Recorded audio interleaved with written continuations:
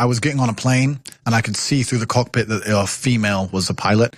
And I took a picture and I said, most women I know can't even park a car. Why is a woman flying my plane? And they banned me. Life for a man is harder than life for a woman. We need to have a lot of shit to be an important man. To be a woman, you need makeup. If you're truly beautiful, you don't need anything else.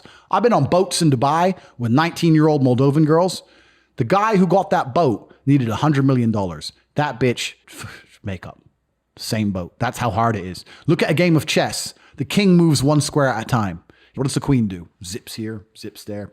Easy for a chick, right? If you're the kind of person who feels like they need therapy, you're useless. Because in the harshest realities of this cold world, there are people in Syria whose entire families have been blown to fuck, who are still getting up every day, making fucking bread and selling it on the streets so they have enough money to buy a new pair of sandals sometime next year. Never say go into bed. Go into bed is emasculate. Cowards need sleep. Oh, I'm texting you, you beautiful girl, but I'm tired. I'm going to bed.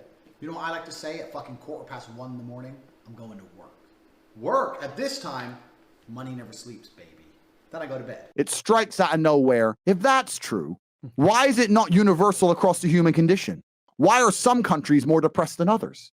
Explain why some countries have no depression and some countries have a bunch of depression. Maybe because in some countries, all we do is talk about depression and fucking promote it. Bam. And in some countries, we don't. The reason that depression is promoted is because it allows you to become ultimately selfish, live inside of your mind, become obsessed with me, I'm sad, I'm sad, I'm sad. So you don't pay enough attention to what's going on around you to realize you're getting fucked by a ruling class who don't give a shit. And anyone who sits here and tells me, well, depression's real, you're telling me that your mindset is weak. And I'm not going to adopt the thinking of weaklings. I'm busy living fucking life. Michael Jackson was anything less than a G. And now all these kids are coming out going, he touched me, he touched me. Let me tell you something. If you were a parent and you let your kid stay around Michael Jackson's house, and now you want to come here and be all upset your kid got touched.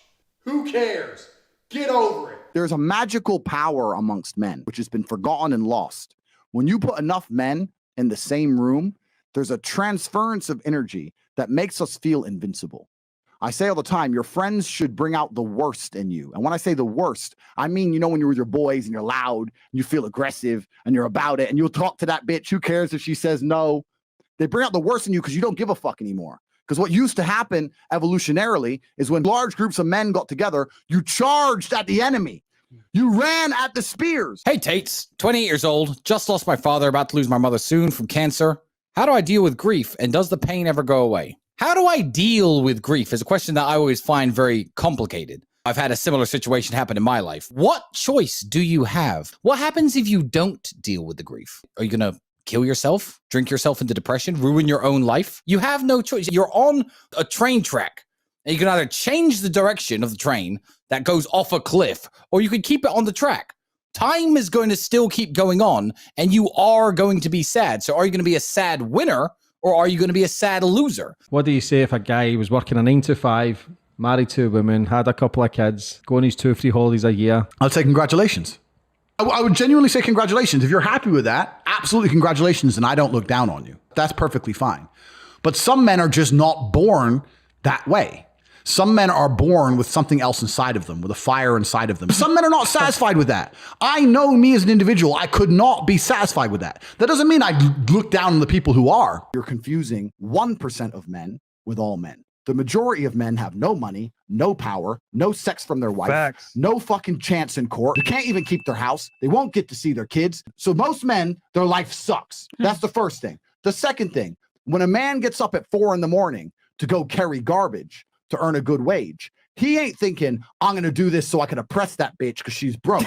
He's doing it thinking so I can provide for my family, so my woman can stay at home and raise my kids and have nice nails while I'm out here carrying trash. You go to a coal mine, those dudes are not down there thinking about oppressing women. They're down there thinking about providing for women. Us men are prepared to take on more bullshit to protect you than you would possibly believe. Men are out here giving up their fucking life for you chicks. And feminism prevents you respecting it. What is Tate's advice for guys below 6 feet? It's absolutely ridiculous to go through life wishing you're something you're not. The chessboard is the chessboard. It doesn't matter if you're 5'9", 5'7", 5'2". That's who you are.